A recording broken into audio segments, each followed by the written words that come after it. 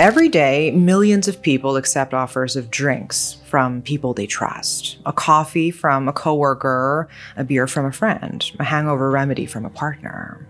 It's one of the smallest acts of trust that exists. So small, most people don't even think of it as potential danger. But between December 2025 and February 2026 in Seoul, South Korea, 3 men accepted a drink from the same woman. 2 of them never woke up. What was this woman up to? Today, we will be talking about the Gangbuk Motel serial murders.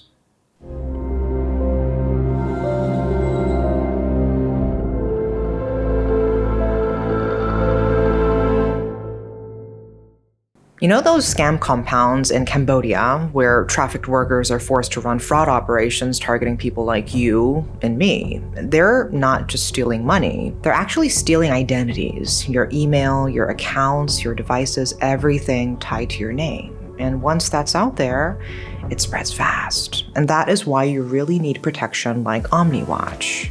It watches over your credit and scans for your personal data on the dark web around the clock. And if there's a data breach, shady credit activity, or someone trying to use your identity, it can catch it in the background so you don't have to worry about it. And if something's wrong, you can get an alert right away that tells you exactly what happened and what to do. And if you need to, you can lock down your credit with one click. Simple as that. And if things get serious, like actual identity theft, you're not dealing with it alone. OmniWatch, it gives you access to real people, US-based specialists who help you through the recovery, the disputes, all the paperwork. And you're covered by up to $2 million in identity theft insurance for eligible losses. It takes just a few minutes to set up and you're protected right away. So go to omniwatch.com/darkasia for 50% off your first month. You lock your doors at night, right? And this is the same thing for your life online. Thank you to OmniWatch for sponsoring today's video. And now let's get back to the story. February 9th, 2026, Gangbuk District, Seoul. At some time in the evening, a convenience store security camera recorded footage of a man and a woman standing at the register. Both appeared to be in their 20s. The man paid for alcohol and soft drinks. The woman stood beside him, smiling. After leaving the store, they held hands and walked to a nearby motel. The CCTV captured them clearly, a young couple, an unremarkable scene. About 2 hours later, the woman appeared alone at the motel entrance, carrying a plastic bag. She didn't look around. She didn't hurry. She walked out calmly, hailed a taxi, and disappeared. The man who had entered with her never came out. The next day, at approximately 5:40 p.m., a motel employee opened the door to one of the rooms for a routine room cleaning. A man lay dead on the bed. The employee dialed 119. On the call, the dispatcher asked, "He's not breathing at all right now, is that correct?" The employee confirmed. The man wasn't breathing. His body was already stiff, and fluid had risen through his nose and mouth. The dispatcher instructed the employee to stay on the line while they connected to emergency responders. The police arrived. They confirmed the victim's identity and pulled the CCTV footage. The woman in the video was already known to the police, and this was not the first time she had done this. The story begins 2 months earlier, December 14th, 2025. A bakery cafe parking lot in Namyangju City, Gyeonggi-do Province. Around 11:20 p.m., a single car sat in the parking lot. Inside were a man and a woman, both in their 20s. They had met through a part-time job and started dating. They'd been out all day, driving around, going for walks, just enjoying each other's company. At some point, the woman asked him, "Aren't you tired?" He nodded. He'd been behind the wheel all day. Of course he was tired. The woman pulled something from her bag, an energy drink, the kind commonly sold at convenience stores.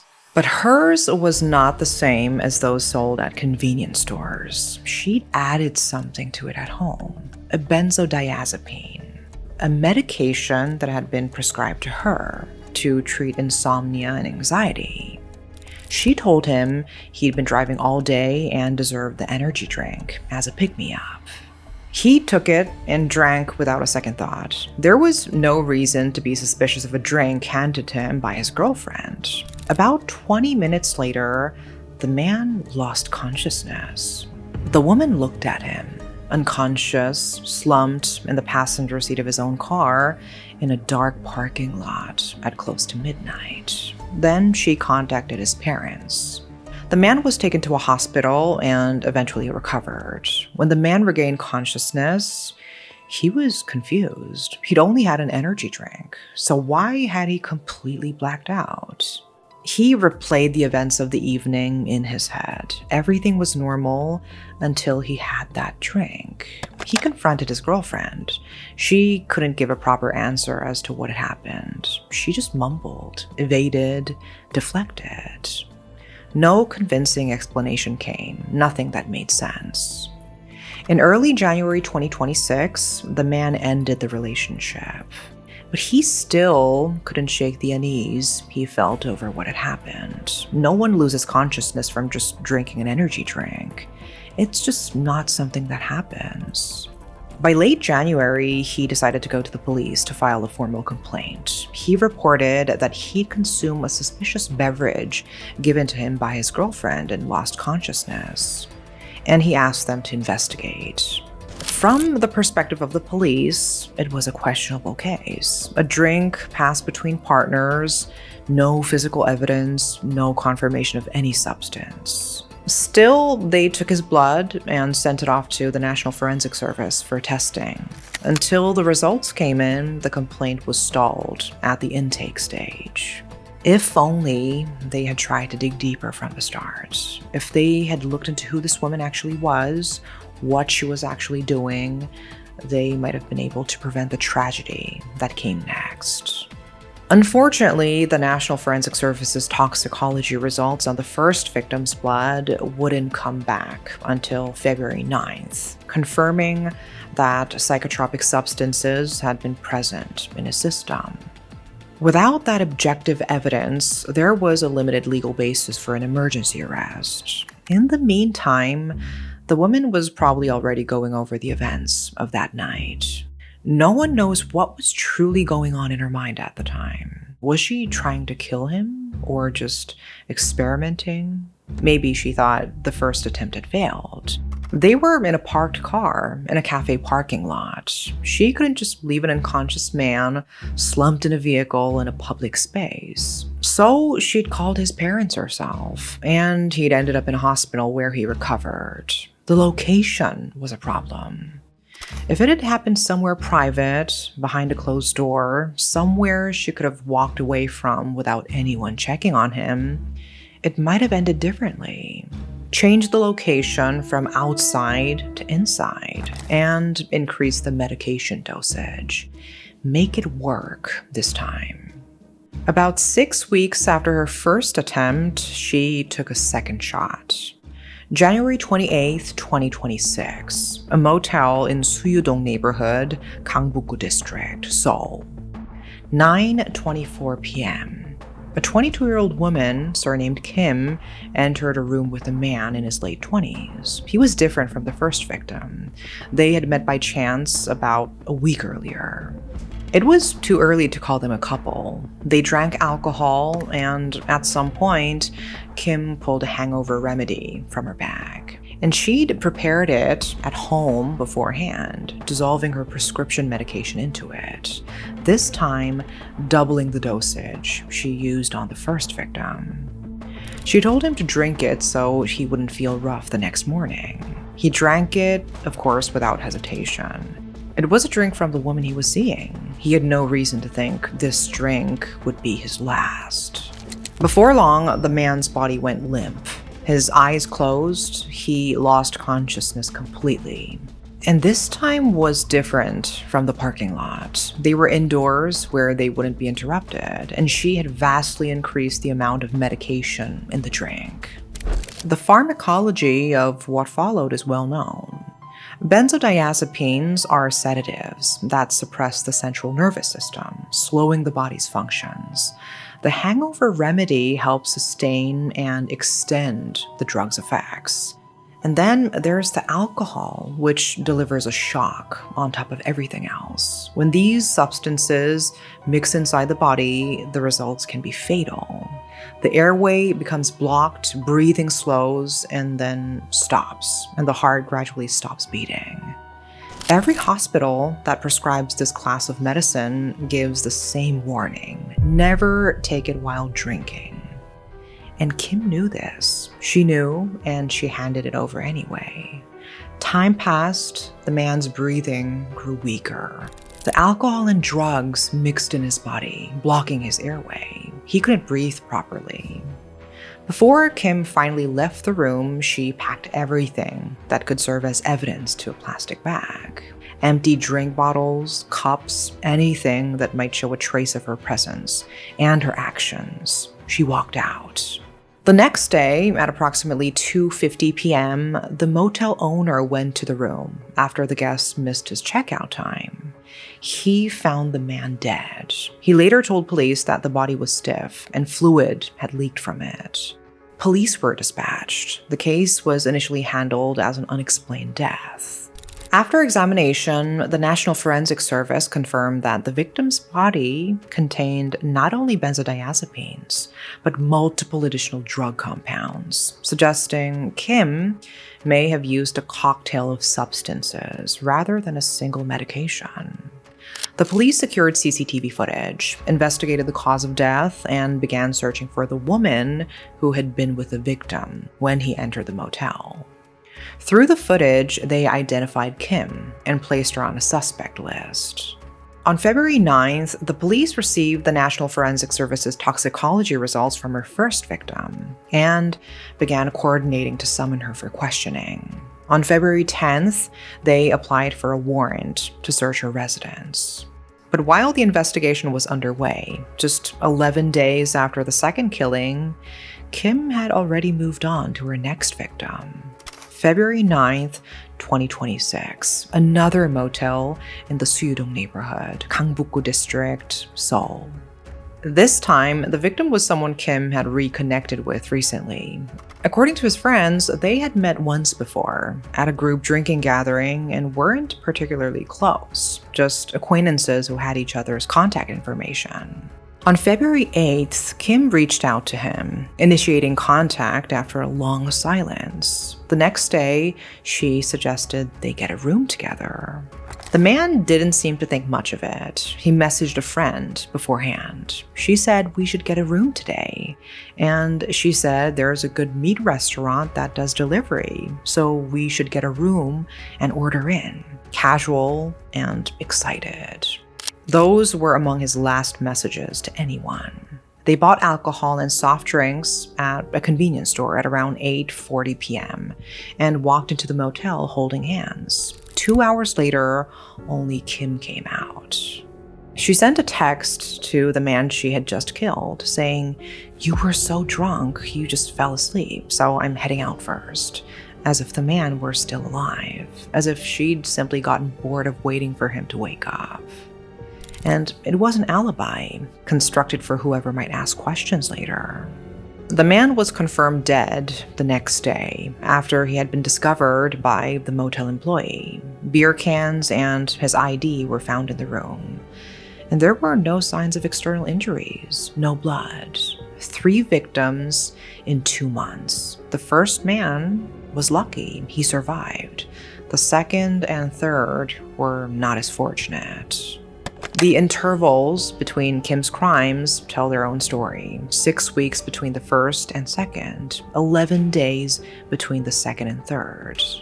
This is a well-documented pattern among serial offenders. As they gain experience, they start to lose their sense of caution.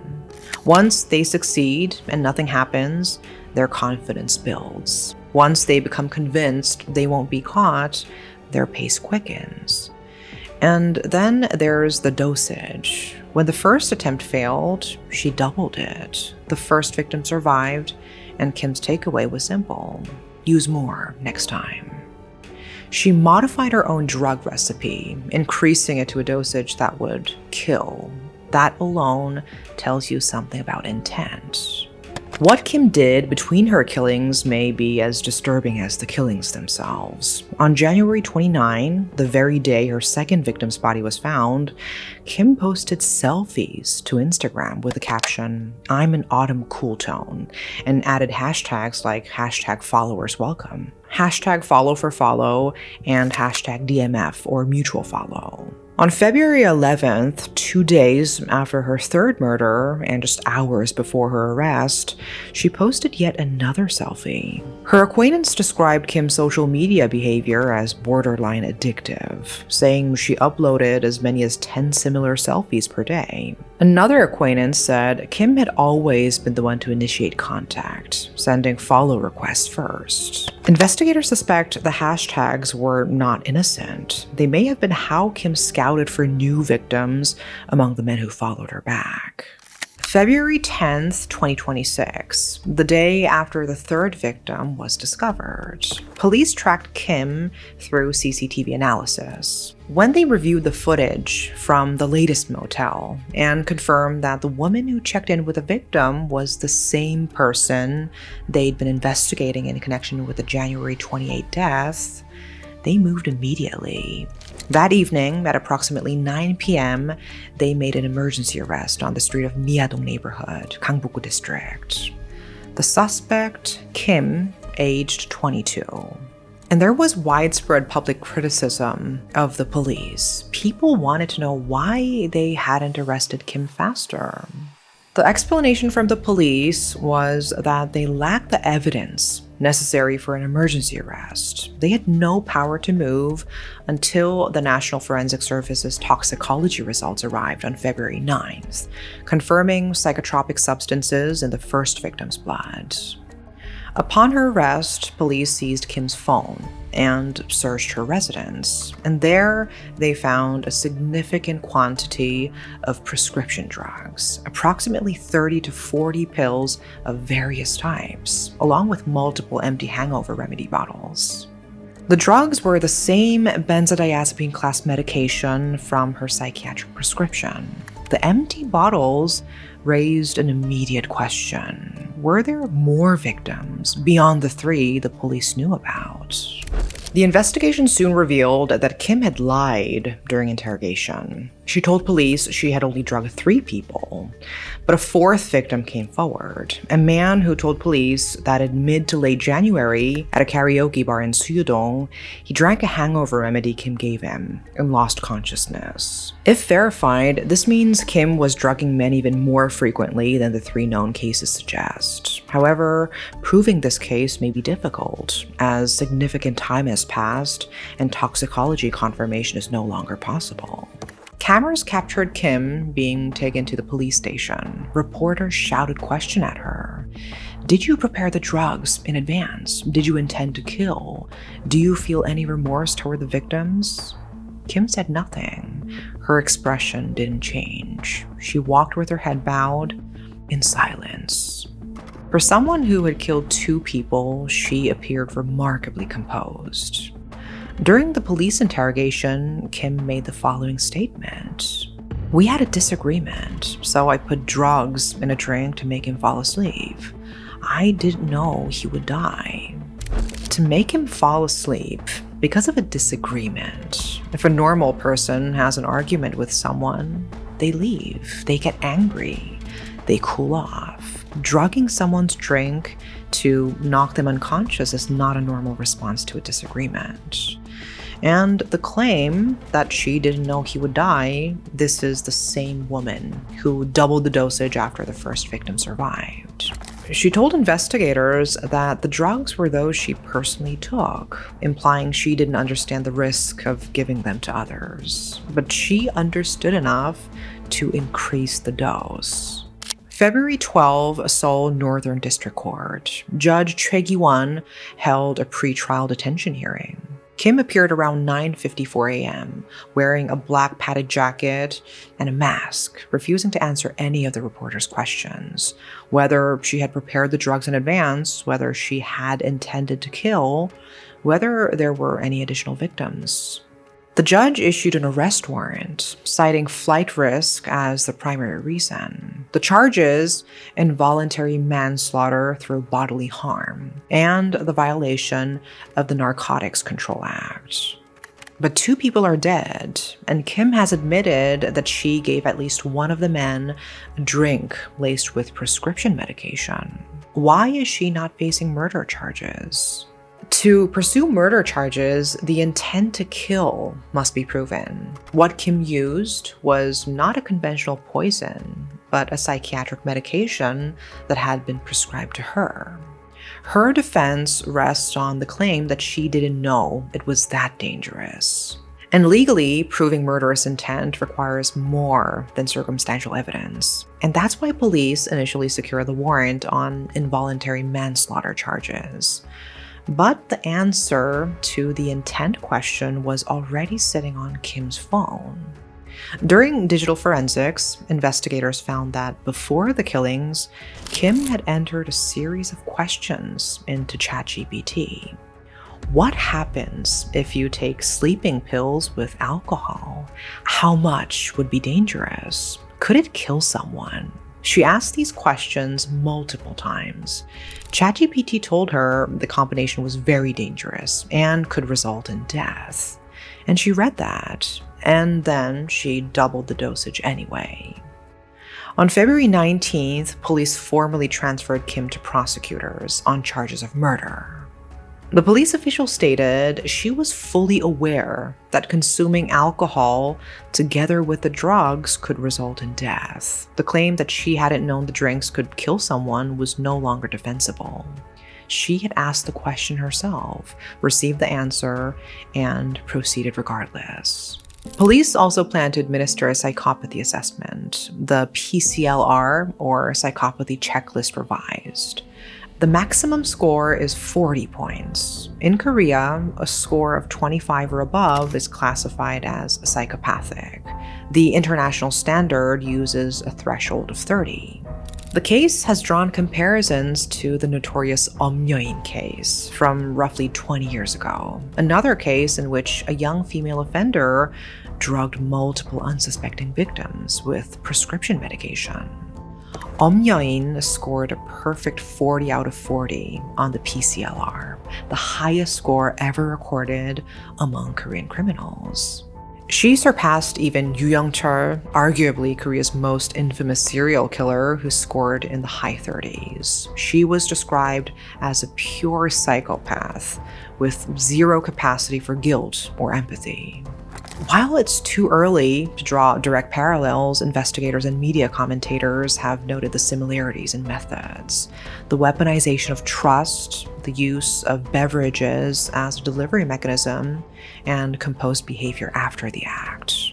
After her arrest, Kim's Instagram followers surged from 240 to over 11,000. Comments included, "She's pretty, so she's innocent," and "If a woman like that offered me a drink, I'd take it."